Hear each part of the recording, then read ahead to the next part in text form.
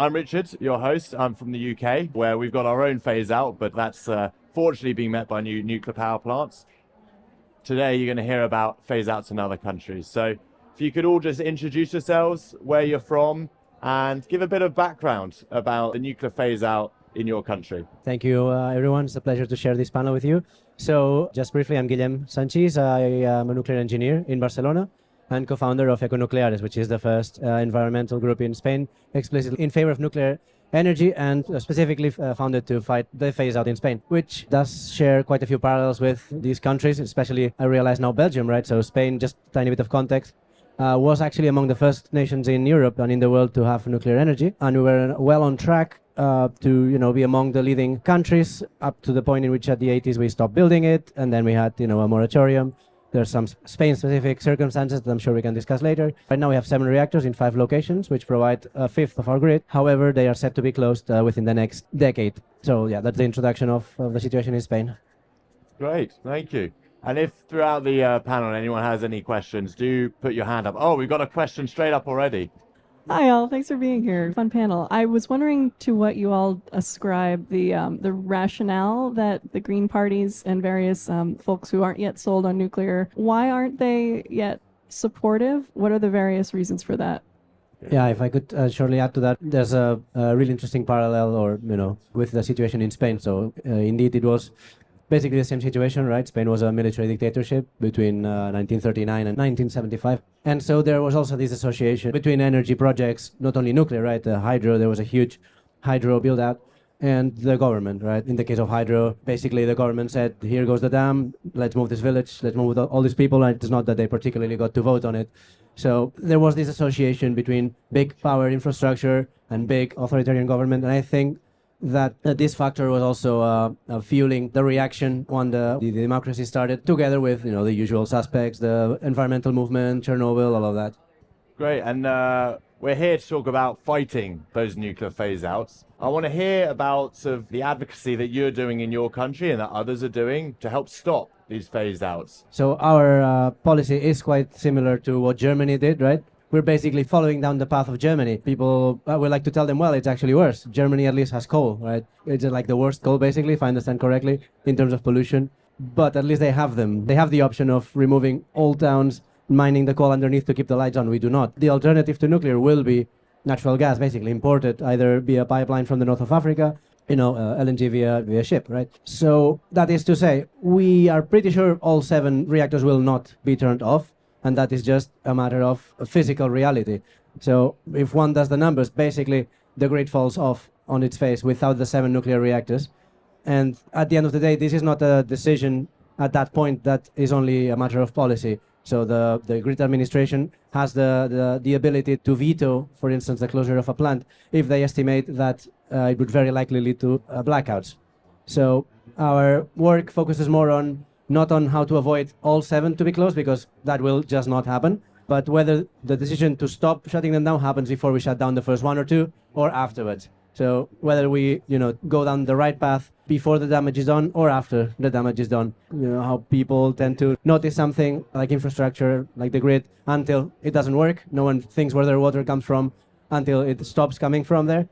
We have polls that show that the public opinion is so slowly shifting away from mostly anti-nuclear, which was the case in a lot of Europe just some years ago, to close to parity or even more than that in favor. But again, policy changes are slow. There's a lot of inertia. A lot of people at this point who are implementing this policy are not convinced anti-nuclear people. They're just people who are just following the work that was laid down. They don't want to, too much trouble. If that's the plan, that's the plan.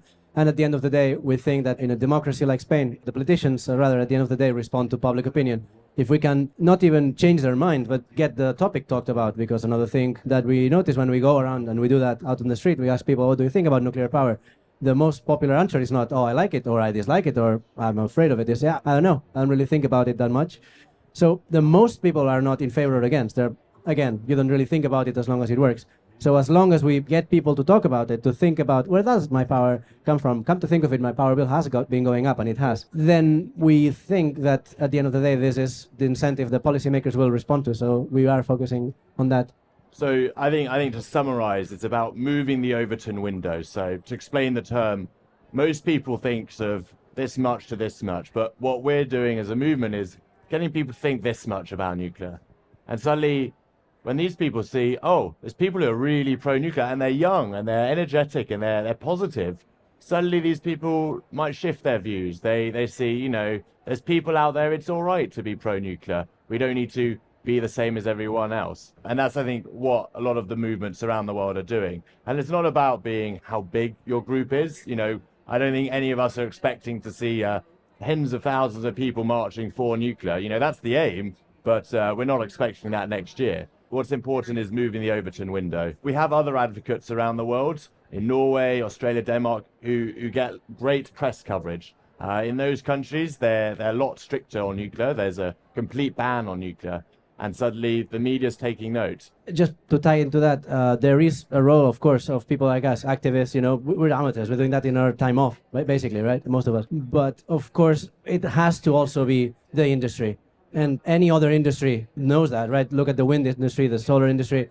They have industry forums. They reach out. They're like, Google clean energy. What comes up? You know, wind and solar. Nuclear reactors do not come up, despite being in many figures as clean, if not cleaner. There has to be a role of the industry to stand up for itself. And we have not seen that historically. And that has been a big part of the problem. When, you know, the likes of Greenpeace and such, right? The green movement, so-called green, said nuclear is dangerous, nuclear is dirty, we need to shut them down. Who was on the other side of that? No one was.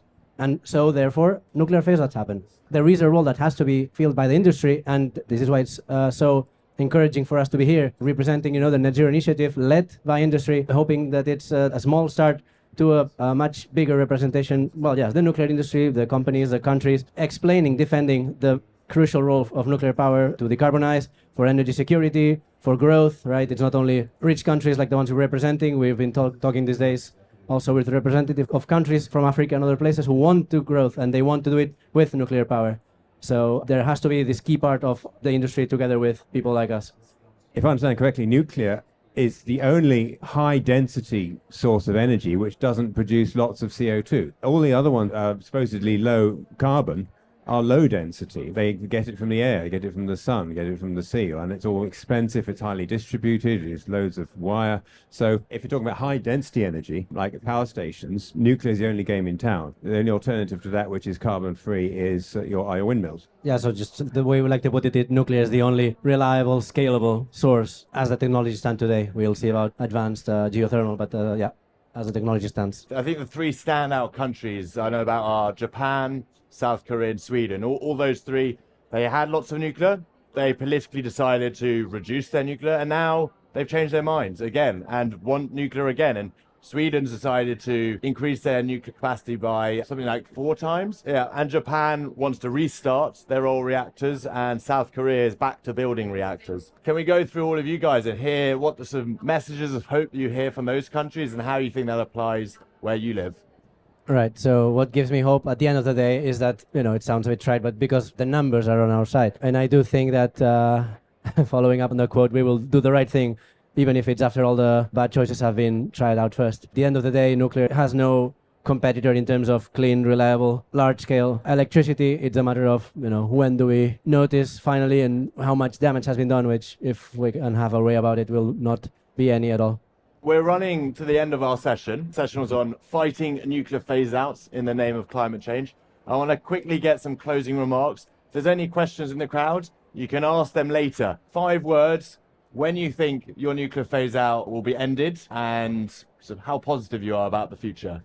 I think for COP29, we'll be talking about the end of the phase-out in Spain. Good.